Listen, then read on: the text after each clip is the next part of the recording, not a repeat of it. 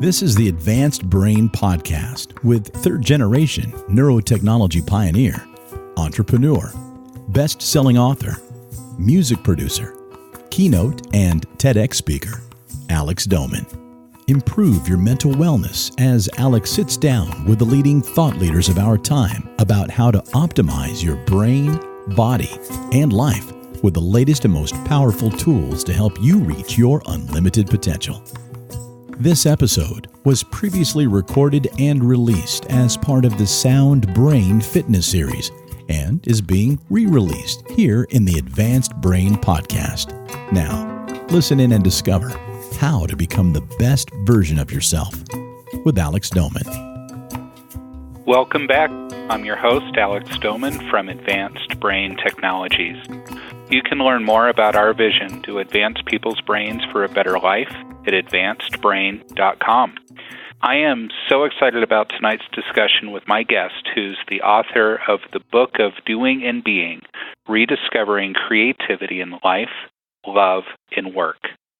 With clarity, humor, and insight, award-winning filmmaker Barnet Bain guides readers to unlock the raw power of the creative self. Sharing creativity principles and practices at the leading edge, the Book of Doing and Being offers a life-altering map for stepping beyond what we already know and into a dimension of imagination from which innovation is born. Known for his inspiring movies and documentaries, as well as his popular creativity workshops, Barnet makes available his teachings for the first time in book form. The lessons, tools, and techniques in doing and being serve to unlock great reservoirs of creativity in every individual, whether it's jump-starting or completing a project, launching a new business, creating a work of art, experiencing more fulfilling relationships, or making others' dreams come true. Bain's motivational guidance includes rewiring your brain to unleash ultra creativity, finding freedom from self-criticism, perfectionism, and other obstructions to productivity and creative expression, harnessing the two forces of creativity, inspiration and action, discovering your emotions as the doorway to creative aliveness and ingenuity, and heeding the call of your real work, regardless of age, education, or experience. Now let me tell you a bit more about my guest as we'll be talking about his new book, Doing and Being, tonight. Barnet Bain is an award-winning motion picture producer and director, radio broadcaster, and creativity expert. Some of his select film credits, which are a very long list, do include the Oscar winner What Dreams May Come, which he produced, the Emmy Award-winning nominee and outstanding TV movie Homeless to Harvard, which he was executive producer of, the Celestine Prophecy, which he wrote and produced, Jesus, a.k.a. the Jesus film, which he wrote, and The Lost and Found Family, which he directed. Upcoming productions include Milton's Secret, which I'm very excited about, which is based on the book of Eckhart Tolle and Robert Friedman. Illusions, based on the novel by Richard Bach and directed by Zack Snyder, who you may know from the films 300 and Man of Steel. And the documentary feature, When I Was Young, I Said I Would Be Happy, the story of Project Light Rwanda, which is currently in post-production. Barnet is a member of the Transformational Leadership Council and founding member of the Affiliated Association of Transformational Leaders. He's a contributing blogger for the Huffington Post, and in his new book, The Book of Doing and Being, published by Atria this year, he can also be heard every week as co-host of Cutting Edge Consciousness Radio on KVTA AM Talk Radio in Southern California, where he has conversations like this with thought leaders, entrepreneurs, and visionaries from the worlds of culture, commerce, and consciousness. Barnet also consults and trains business leaders and private clients who are committed to high performance. Through his creativity workshops and training seminars, Barnet guides people of all ages and walks of life to expand their vision of what is possible, step into their purpose, and contribute their gifts and talents with passion. Welcome to the Listening Program Radio, Barnet. It's a pleasure to be with you here today, Alex. Thank you. You're calling in on location in Toronto, is that correct? That's correct. It's been a long day, but I'm excited to crank it up again here with you. Yeah, here we go. So am I. So let's dive right in. What was your inspiration behind writing, doing, and being? Well, I have been professionally creative my whole life. From the time of my 19th year, I was making a living as a creative person. And for many years, I operated on the misunderstanding that there was that the creative life was siloed off from all other life pursuits. And over the course of my own personal evolution as a boy to a man, as a man to an elder, I increasingly came to understand that there is no distinction to be made between what is creative and not creative. There is only the understanding that creativity is always in effect, that it is expressed in every thought, in every feeling, in every choice, in every decision and attitude. And I wanted to share, first of all, with those closest to me,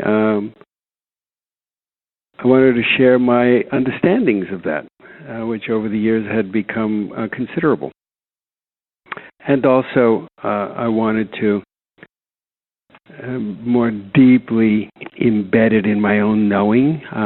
There's power, great power in the telling of something, and in the telling and in the sharing, I more powerfully was able to embody, to make a somatic knowing of my relationship to creativity. So it wasn't simply an idea. So this has been in you, in part of you, and seems to be an expression of self. Absolutely. Creativity is always an expression of self. Very often we dismiss it or we diminish it. It's sometimes considered intellectually dubious to be wrapped in one's creativity. We have a love affair as a culture with the straight line. We have a love affair with logic and reason.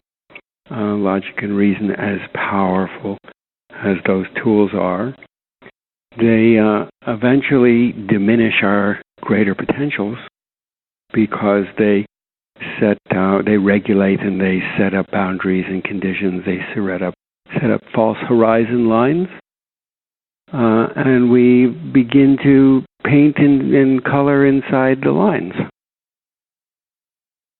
Right. You mentioned your transition from boy to man, from man to elder, and in the introduction of the book, you share a bit about your upbringing in Canada and how the ideals that were instilled in you by your parents were in no way in union with your idea of being a quote-unquote freelancer. And you chose what I'll call the entrepreneurial path, which can be difficult. There's no map. There's no guarantees, except for unforeseen obstacles and pitfalls in the pursuit of dream attainment. Yeah. How have you personally persevered in your life with no safe harbor? Well, that's a great question. I'm still asking myself that question. There comes a point it came a point for me in the exploration, in exploring what is beyond my comfortable knowing, what is beyond my essential assumptions about things. There comes a point in pushing that edge where it comes to get you. There's a point from which there is no return. And it's not, I don't want it to sound mysterious, although it is very, very mysterious. But when one pursues a creative life, or when one commits to any exploration, to any particular life course, and one feeds that commitment with attention and feeds it with purpose and feeds it with commitment, then something astonishing happens over time.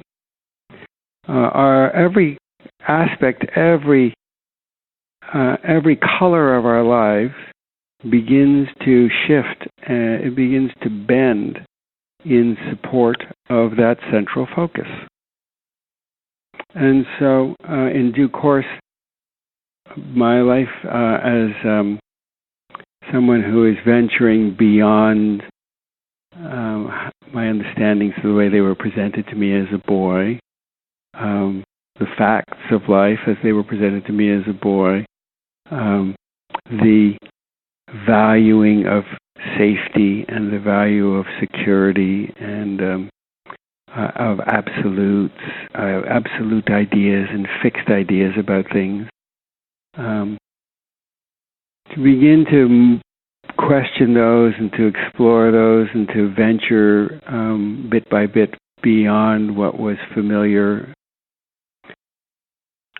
In due course, you look back and suddenly I realize I've swum very far out from the shore, to use that metaphor.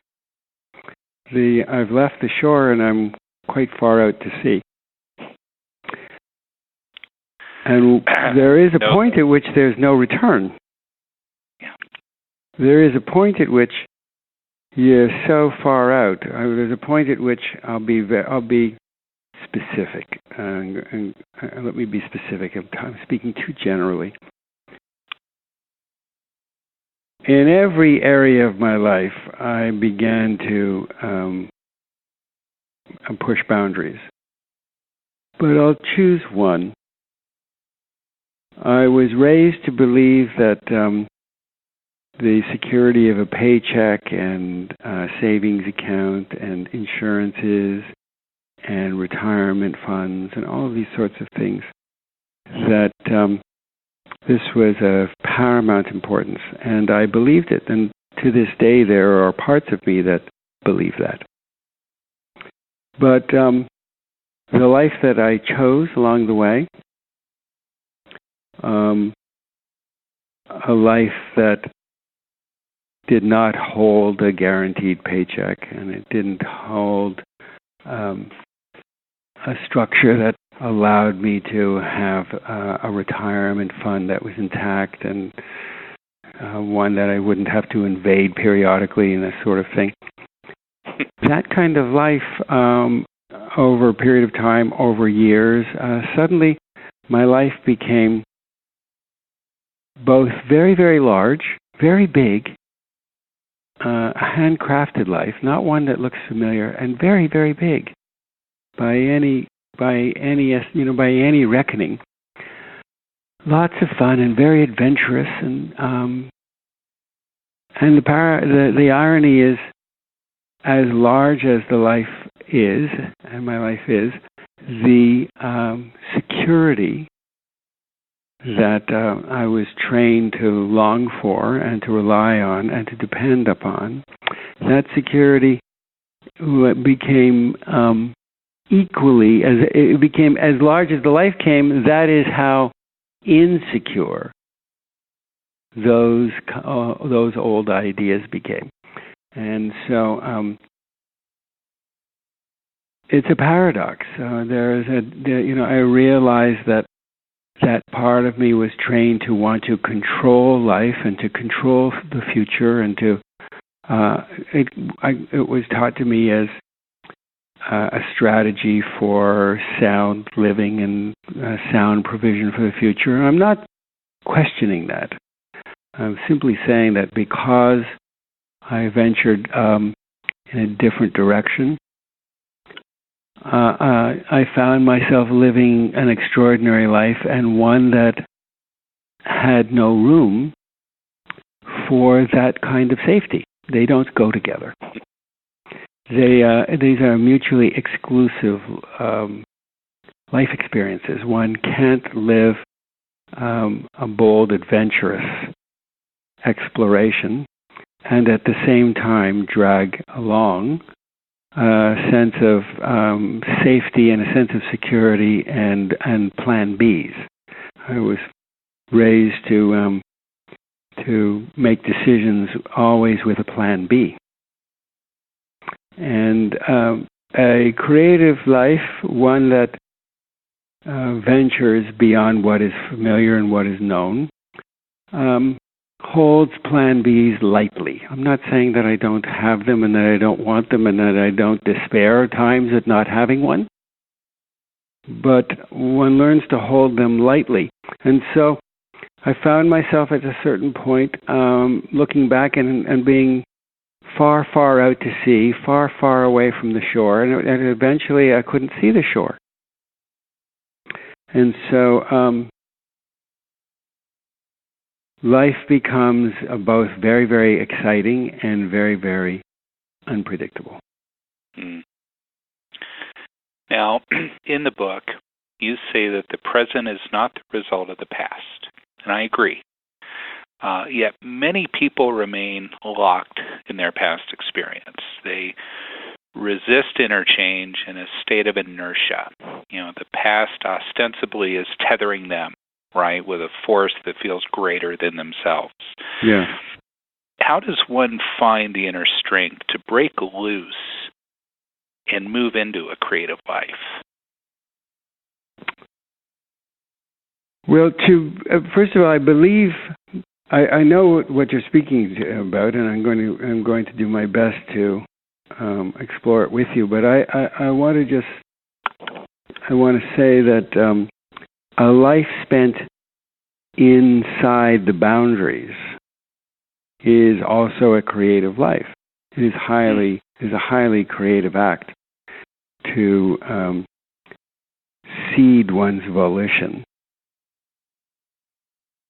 to our external conditioning and to maintain that choice moment to moment to moment to moment to moment for a lifetime.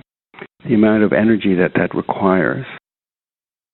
It looks like, it looks effortless to us because we are so adept at being creative, at creating. But that is a highly, highly creative choice. There is a distinction to be made here. Creativity and positive and constructive outcomes, they don't necessarily go together. Creativity is best described as the act of being both willful and willing. And willful and willing to thrive is one kind of choice, and willful and willing to struggle is another kind of choice. But they're both equally creative. They're not equally constructive. They're equally creative. So, having said that, to your question, I think it's very, very difficult. It's very, very challenging to identify one's own conditioning, to be able to be self-reflective enough to recognize and to acknowledge, much less to forgive and to release our operating and operational assumptions about life, all of the adaptive behaviors and the automatic decisions and assumptions that we've made as a result of how we have been conditioned, almost entirely without any conscious awareness. To begin to turn on the lights and become conscious of that is a life's work. It's not something that happens in a day or a week. It's a life's work. It certainly has been a life's work for me. And I have heard of blessed individuals who have suddenly received these massive magical downloads. I can't speak to that. I can only say that for me it has been a life's work and continues to be a life's work. Now, I'm not saying that because I want anybody with a interest in this and feeling drawn to a creative life and a life of conscious awareness to feel discouraged that because I'm saying it's a life's work. It's a joyful life's work. There isn't any end to it. I don't think there will ever be an end to it. I don't think, somehow I have a sense that even in whatever lies in store for my consciousness after a life experience, that it will continue to be a creative evolution. And so, lest anybody feel discouraged about it, every moment of discovery, of self-discovery, of recognition of how we have been conditioned by our circumstances, by the stories that we live inside of. Every moment of recognition is a ping of freedom, and there is nothing more exhilarating. There is nothing more beautifully intoxicating. That's certainly been my experience, and so every moment on this experience of consciously exploring my own creativity has been joyful. It hasn't always been fun, but it's always been joyful, and that's just an interesting paradox. So how do we go about doing these things? That is the question. There are as many answers to that as there are listeners, and as there are people both inclined to explore, as well as those who are around who are disinclined to explore. Those are still paths, and so I can only speak to mine. I began to understand that my creativity, whether it was expressed as the manifestation of crafts or paintings or photographs or films or writings or relationships or fathering or friending or how I conduct myself with the person at the checkout counter. All of these I began to understand were creative acts. I knew that because I had a menu of possibilities.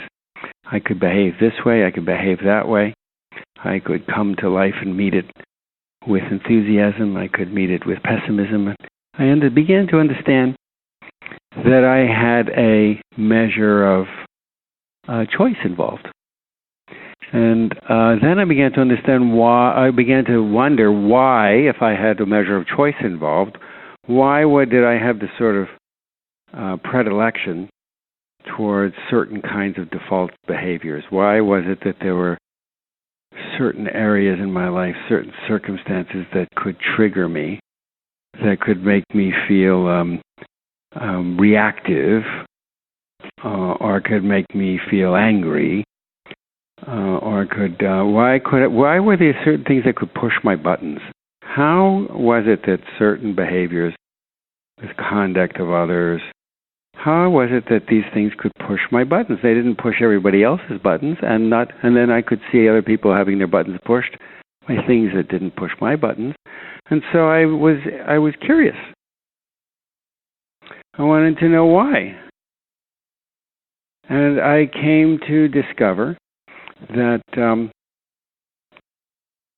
by virtue of my what I call the first story, that's the story of what happened to me, Alex. You know, this is the story you hear about. Well, I was raised with a silver spoon, or I was raised with no spoon. My parents did this or that to me, or I was foundling, or I was loved, or I was inundated, or I wasn't loved enough. I mean, we all have our versions of what I call the first story. This happened to me, that happened to me, the other thing happened to me. It's a story of what happened to me. And the circumstances of what I call the first story, or the what happened to me story, they formulate and structure our ideas about life, and they give rise to certain responses, a predictable menu of responses. At some point, we pretty much have a set menu, and we very rarely proceed off of that menu. So that's the first story. Then there's something that I call the second story. The second story is largely how I handled the first story. I got the job. I married the girl. I got the corner office. I became successful. I vindicated my past. Now all my high school teacher, I can rub it in her face. She'll know forever that I was not the loser that she told me I was. The American dream itself is a second story. It's a beautiful second story. It's beautiful, but it is a second story. It's a story of if you work really hard, you put your shoulder to the millstone, and you really apply yourself, that anybody can become this, that, or the other thing. Anybody can become a captain of industry or the president of the United States. That there's equal opportunity for all, and it's just if you work really hard to overcome. So this is the second story, and as I said, I know that it's a beautiful story, and these stories always work to a degree.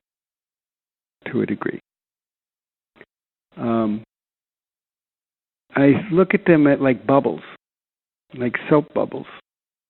I saw these wonderful, wonderful performers in the park a couple of years ago, and they were blowing. They had these huge soap bubbles they were making, gigantic ones, and sometimes they made them so large that they made them with these big wands, and that they would step into them, and they would be inside the soap bubbles. And I thought, wow, this is an incredible image.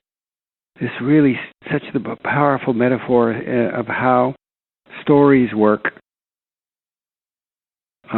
I blow these stories, and sometimes other people blow their stories, and sometimes I exist inside other people's stories, and sometimes they exist inside of my story.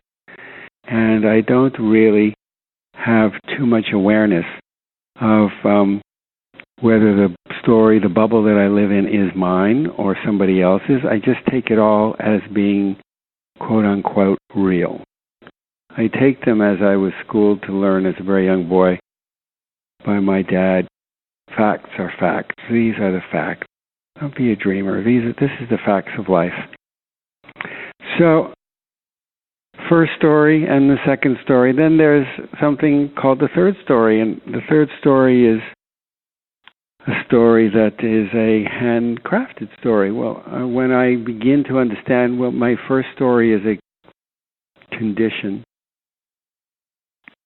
It's a condition of my very earliest circumstances, what I was told by those who loved me, and sometimes those who didn't love me. But for the most part, those who loved me, what did they believe? What were their values? What did they think? How did they behave? What did they say? What did they do? How was I schooled? How was I educated? What was my religious circumstance? What was the cultural context? So all of these circumstances, they all create a martini.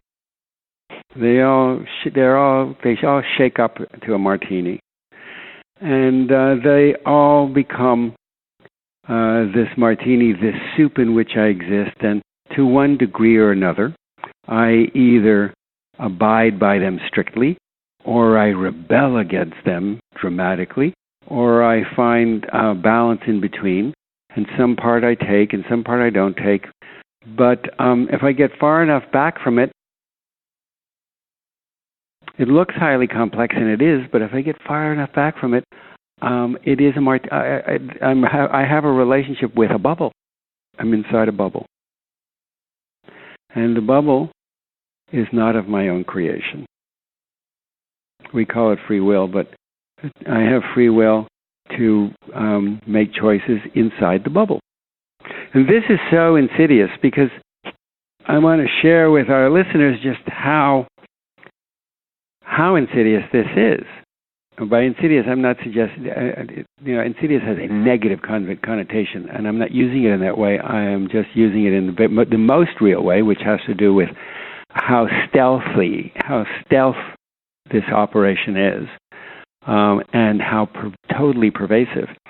Even in the pre-verbal stage, even as I was carried in my mother's womb, my mother was going through her own experience. As it happens, I'll share with our listeners that my mother, we all have our own versions of this, but my mother was a young mother, and she did not think, she didn't have the highest regard for herself. She felt a little helpless about life. She was, at the time she was carrying me, she was very, very young. She already had, I had an older sibling who was 4 years old, and my mother was going through a divorce while she was carrying me, and she was stressed about her future, and she didn't think very well of men.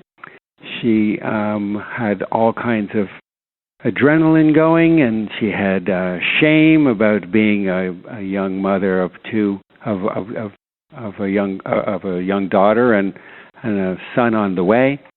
And here she was in the middle of divorce proceedings. And so, how do you think she might have felt?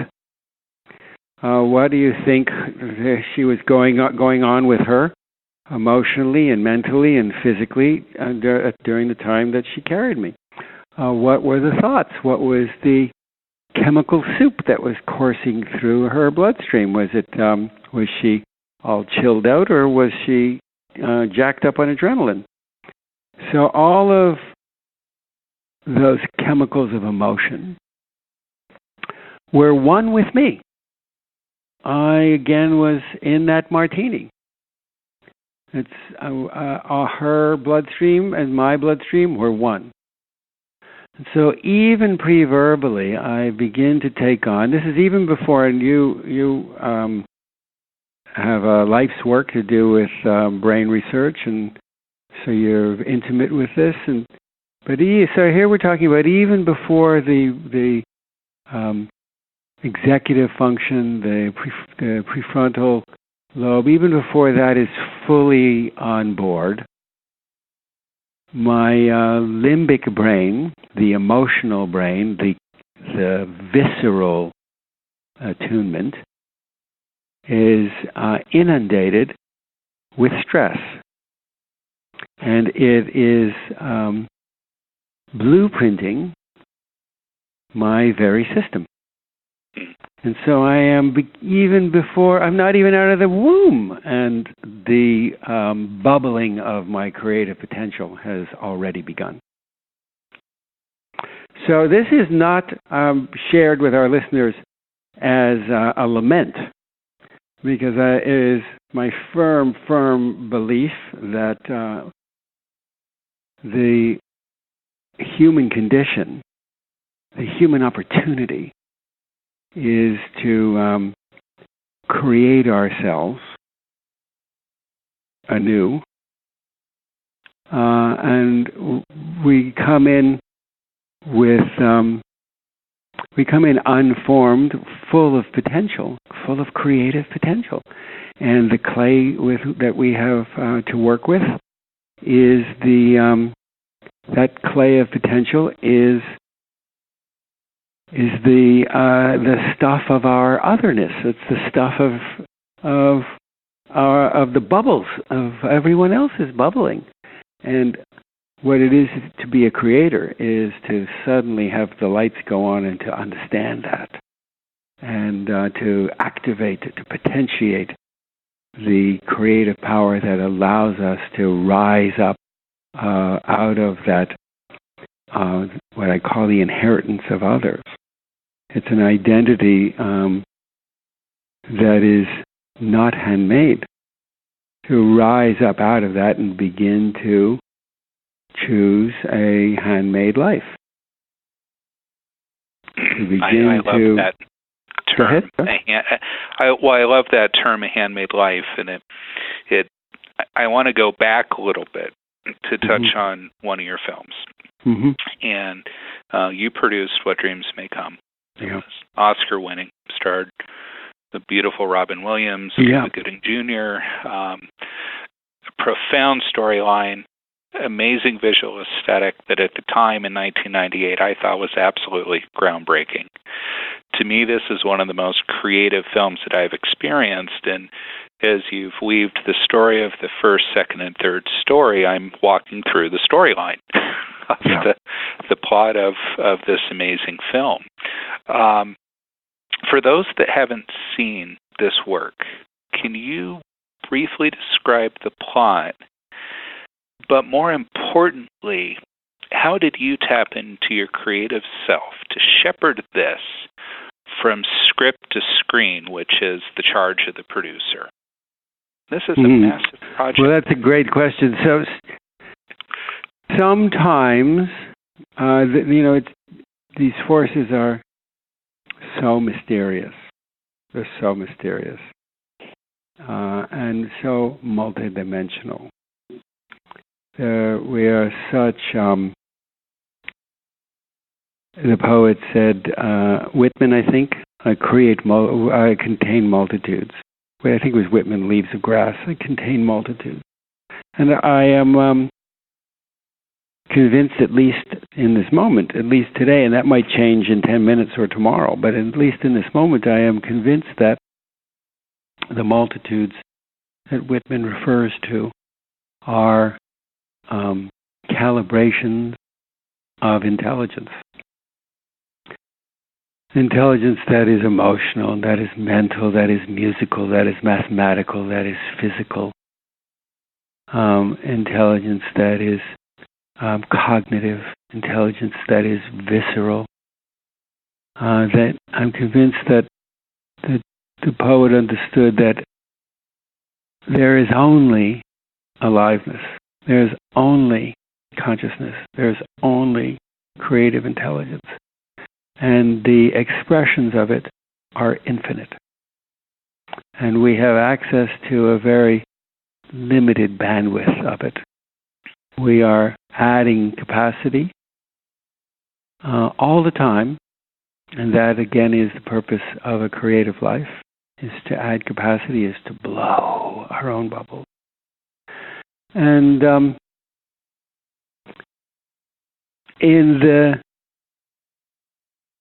out of the desire to do so, I believe we activate aspects of ourselves that are nonlinear, that are sometimes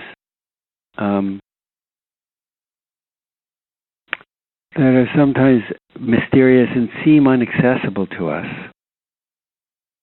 But it may be that we are held by them.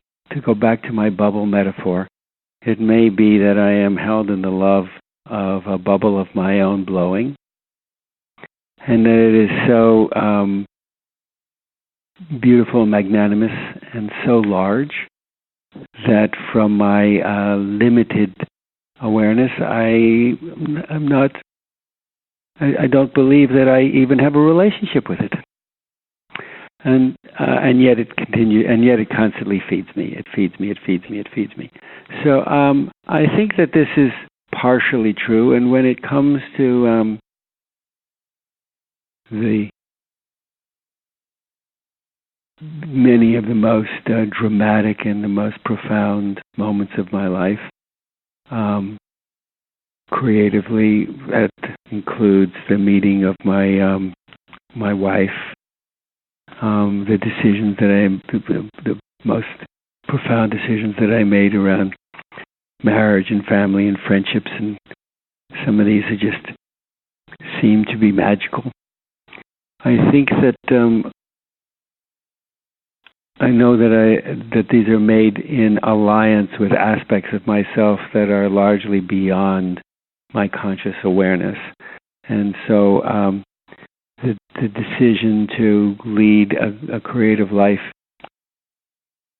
is met by a resounding set of alliances, a resounding affirmation by aspects of myself that are in alliance with that. And I hope this is making some sense. And so things like, to be specific, you're talking about what dreams may come. There is nothing linear about taking on a project that seems to be beyond one's skill set or one's talent set or beyond what one's comfortable expectations are. There's nothing linear about stretching. You know, the old saying about one's reach should exceed one's grasp. There's nothing linear or logical about that. And so being a steward of that film, well, that particular example, that's an example of something that was at the time so far beyond my logical expertise that I realized out of my willingness, and it chose me as much as I chose it. Now, we sort of grow into these kinds of things. You know, you grow into a mastery of something, and then you're operating on the boundary of what is the boundary of one's innocence gets pushed back. The boundary of being a beginner, of coming to something with a beginner's heart, is pushed back. But at the time that we did What Dreams May Come, I was very much a beginner. It was beyond my ability to organize and to hold, and so I know that it organized and held me. That's not always the case for every creative undertaking, whether it's a movie like What Dreams May Come, or it's a marriage, or it's raising a family. The creative life, when it is most satisfying, is one that is undertaken at the boundary of your capability. You operate at the boundary of your capacity. If you're operating in your comfort zone, that is a creative choice, but it's not an innovative choice. And there's a big difference between innovation and creativity.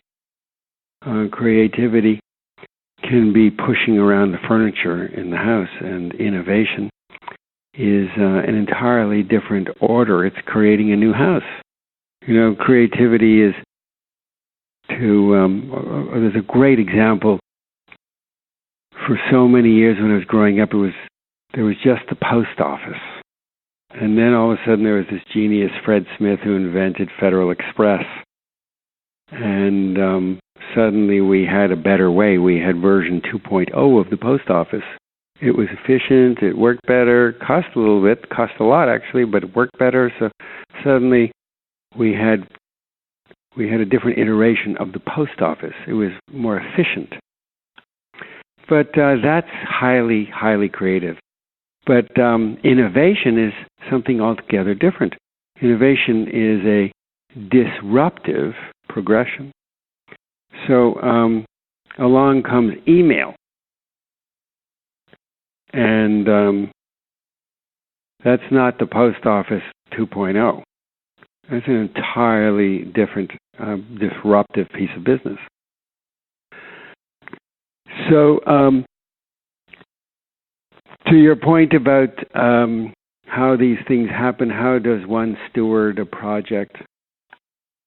In that particular case, that was an innovative act because it was so far at the edge of my own capacities that I could not do it alone. I had to rely on not only the support and the collaboration of others, but I had to rely on the aspects of myself that were more, and creative mysteries beyond my ken that were more. That's how that happened, and then I gained a certain mastery of it that allowed me to do other projects with a little bit more, not a lot, but with a little bit more assurance.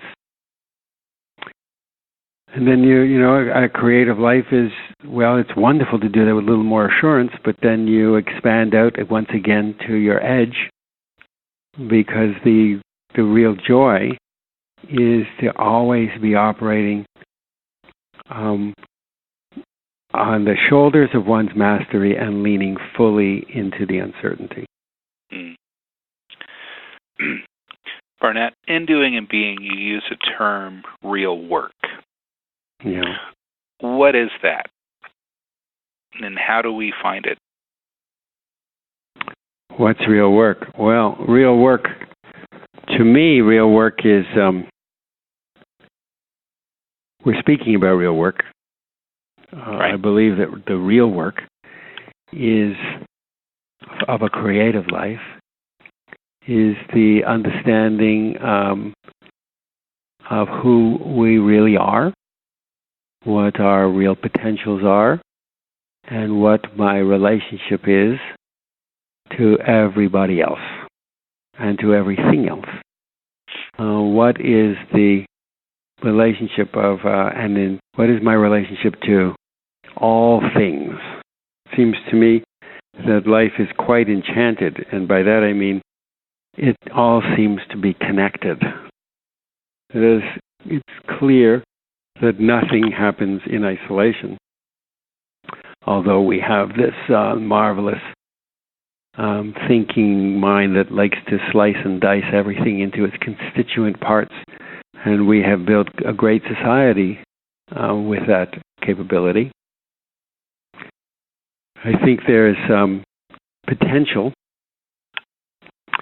to evolve to something heretofore absolutely unknown, something absolutely as yet, a level of creativity as yet unexplored, by weaving together that ability to slice and dice, to engineer, to parse out, to separate, to break down into constituent elements, and then structure them and shuffle them and put them together back in a different way, added to the emotional connection, the visceral wisdoms, so that we're bringing to our magnificent neocortical function, we're bringing to it a simultaneous relationship with meaning and with purpose and with emotion, not as a epiphenomenon of a logical brain, but as a deeply understood expression of what it is to be alive, that is at the very least creatively co-equal with our ability to separate and build up. So going to some of the doing, often people have ideas and they have difficulty putting them into action. So how do we go from ideation to action, manifestation in a timely way, rather than sitting on ideas for so long that we forget we ever had them? Well, there are so many ways to begin to cultivate a relationship with commitment, with mystery, with action, and with allowing. So there is a erotic relationship between acting and allowing. There's an eros there. In the space that lies between taking action and allowing, in that space lives pure creativity. Somebody that relies on acting, action steps, that is not a recipe for satisfying creativity. Nor is allowing and being totally passive and waiting for the muse to strike. That is neither is that a recipe for inspiration. But the willingness to take action and the willfulness of allowing, in the chance crossing of those two energies, something amazing happens. And what happens is we invoke these amazing forces, referred to variously as the sisters of the Cauldron or the muses or the Olympian Nine. I mean, we have many, many names for these forces. They're very real forces, Alex. They're, you know this. They're very, very real forces. It doesn't mean that, they are women in long dresses that are going to come up and shake your hand. No, they're actually more real than that. They're Sharon Stone and Albert Brooks' The Muse, right? Exactly. That's exactly right. Exactly. They're more real than that. They are the primordial forces of generation and of manifestation and of creative fruition. And they simultaneously hold the space for all of that to proceed. There has to be an energy that actually holds that is the container of it, that is the womb of it.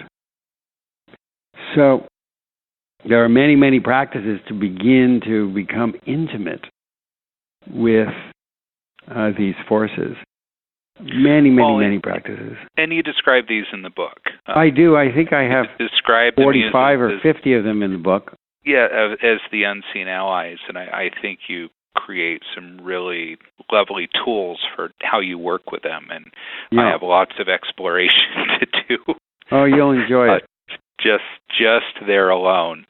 Barnet, you know that many in our community are practitioners that are serving children, and you're a father, I'm a father.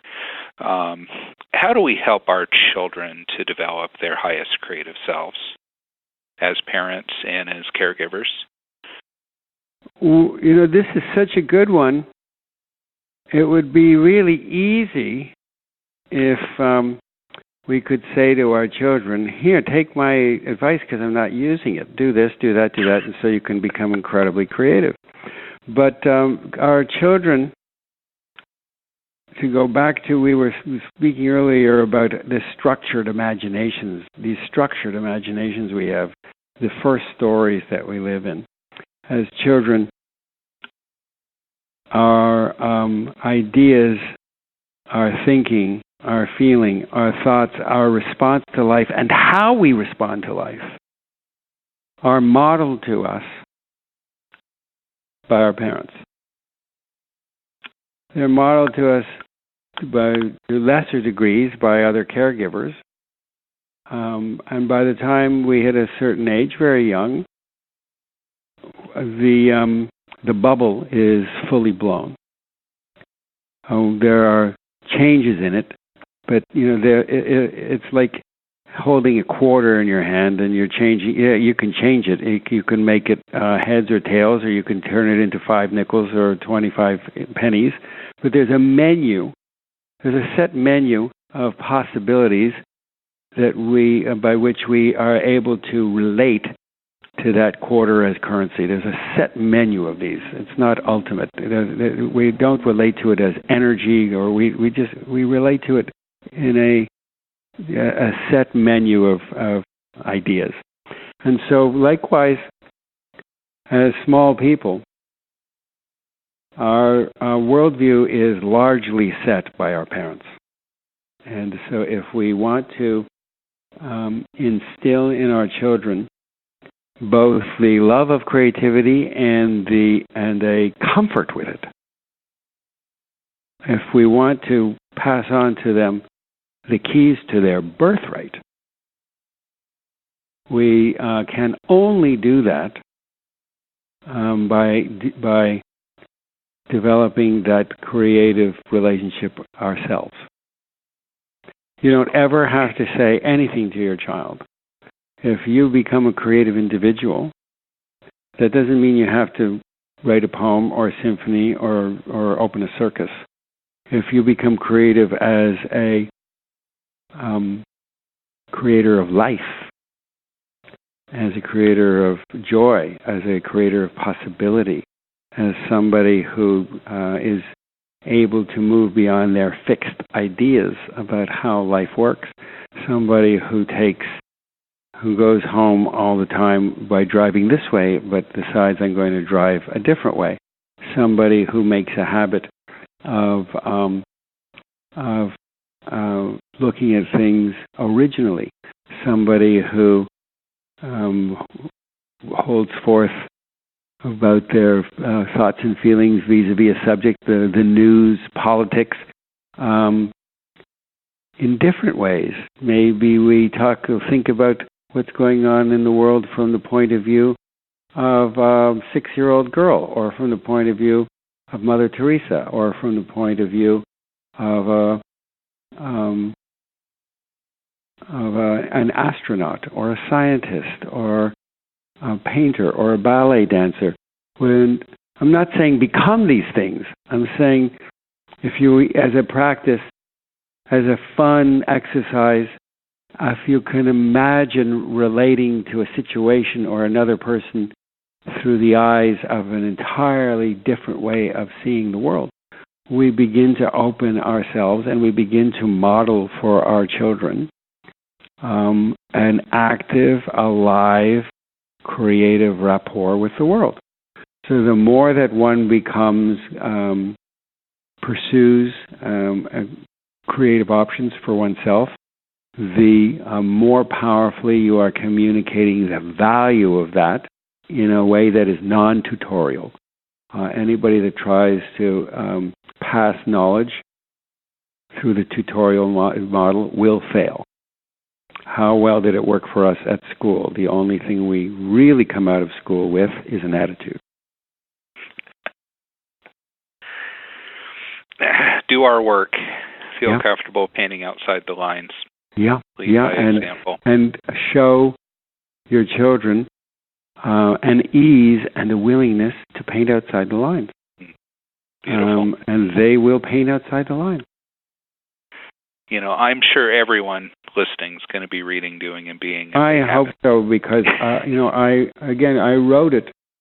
I wrote it because it matters to me, and I wanted to support other people as well in discovering and developing a relationship with the joys of that. Oh, and it's really a process book. It's a workbook, so it's not a book that you read cover to cover. What I did is I read it cover to cover. Now it's time for process and to go explore that. So in the meantime, before those listening have the opportunity to read the book and to explore that process, can you just give us 3 steps we could each take today to be more creative? Sure. 3. You want 3? Okay. We'll take 3. Let's see. You can go to 4 if you like. Okay. Like to paint outside of the Here's a line. really fun one. Here's a really, really fun one. Okay. So, it's late where I am, and sometimes, I've these long hours can leave me a little fuzzy mentally and fatigued. And so here is a very powerful practice, which kept me sane, actually. I mentioned this in the book when, in 2008, when I lost all of my financial security. This was a creative response to all of the habituated thinking and worrying. So if you close your eyes and imagine behind the screen of your closed lids, imagine your most joyful future. Just imagine your heart's desire having to do with whatever it is that you want to create for yourself or for others or for your family or for your world. And just feel it, and sense it, and see it in your mind. Imagine it, if that's what you want to call this. Imagine it as best as you can. And feel it. Just feel what those feelings are like as best as you can. And now move that joyful future over to one side of this inner movie screen behind your eyes. And now be brave, imagine your worst terror. Okay, your very, very darkest fear, the most frightening thought. Maybe it's I'll be sick, or I'll be a burden, or I'll lose my partner or a loved one. I'll be living out of a shopping cart under a bridge, or whatever this is. Don't be afraid to see it and to feel it. And then move that image and experience to the other side of this screen behind your eyes. So on your inner screen, you now have your beautiful heart's desire on one side and this horrific nightmare on the other side. It doesn't have to be like in perfect detail and photoreal. Just feel them as best as you can. And Alex, imagine yourself stepping into the middle of these two stories, right in the middle. Experience yourself in this space right between your most joyful future and your worst nightmare. And experience yourself in this field between these two potentials at the same time. Spend as much time here as you feel comfortable, okay? This can be, you can come out when we stop, or it can be 2 or 3 minutes. But make a practice of it. It doesn't have to be a long time. Do it a few times. And what happens is, neurologically what happens is that you are wiring and firing in entirely new neural maps. Neural maps, as you well know, are memory. We hold our memory in these neural maps. So by doing this, we are wiring and firing an entirely new set of relationships of neural maps. And this is, by its nature, an absolutely fundamentally creative act, because you are hooking up neural patterns in ways that have never, ever been hooked up before. And if you make a practice of it, you will generate. It is out of our neural maps that we experience that we have a rapport with these creations of ours. So that's one of them. And I'll give you another one, similar. This is a very, very quick inner resource that'll help melt stress away and open up channels of creative inspiration. And the most powerful way to do that is to feel love. Love has this power to put us back in relationship with ourselves and with those around us, and with the meaning and purpose of that underlies all of our intentions. So, again, listeners, close your eyes. I hope you're not driving. And picture a beloved person or friend or pet in your life, or think of a time when you felt great love. And then take a just breath and put that picture aside. So I'm going to ask you, can you still feel the love? What do you think, Alex? Can you still feel the love? Oh, it's right here. It's right there, yeah. Because love is an inside job, and you're always only a moment away from remembering that there's a love that can up-level everything. Always remember the love. Remember the love. There's a friend of mine, a dear friend, who calls creativity loves work. Creativity is love's work. I find that so moving. So because creativity is love's work, now you're ready to take the call, or to do the report, or to negotiate the contract, or to make the presentation, or to make dinner. So there's a couple more, and I have hundreds if you want to keep going. Well, I asked for 3, and those 2 are powerful, and there's so many more our listeners can explore in the book. I can give you more. You want another one? Well, here's my question as we finish up, Barnet. Yeah. Anything you'd simply like to add that we didn't discuss on this topic of doing and being? On the topic. Oh, my goodness. One takeaway that you think is most important for each of us listening this evening. Create love. Create love. Love. What is love? What is it to love? I mean, I don't know. I'm still exploring that. I'm still exploring it. Giving and responding and respecting. Creating a space of safety for others, of allowing others to feel, and the self and myself, to allow myself to feel known by myself, and others to feel known by me, and seen and heard and understood, and unjudged. And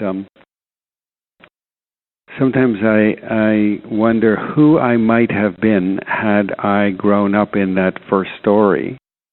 And my parents did the very best they could. They were good parents. But had I grown up knowing that I was lovable, not for what I did, but for who I am, who might I have become? So my last word that I would want to share, or 2 words that I would want to share with our listeners, is create love. Well, thank you.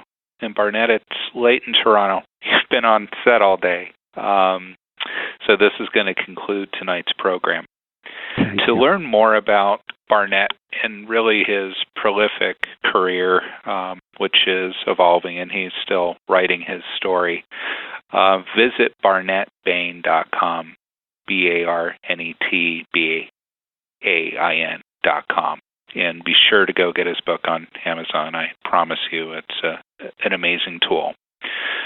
For more information on the listening program in Advanced Brain Technologies, visit advancedbrain.com, or just give us a call at area code 801-622-5676. I want to thank you all for listening, and once again, thanks to you, Barnet, for joining us this evening. Thank you for inviting me. Bye, everyone. Goodbye. Thank you for listening to the Advanced Brain Podcast with best-selling author, keynote speaker, and founder of Advanced Brain Technologies, Alex Stoneman. In the show notes, you can find links to all the resources mentioned in this episode. Please subscribe to the podcast from whichever platform you might be listening in. Of course, it's free to subscribe, and it ensures that every time we post a new episode, you'll find it right there waiting for you to listen to in your podcast app of choice. And for more information regarding the world's most innovative neuroscience-based music programs for optimal human performance, please visit advancedbrain.com.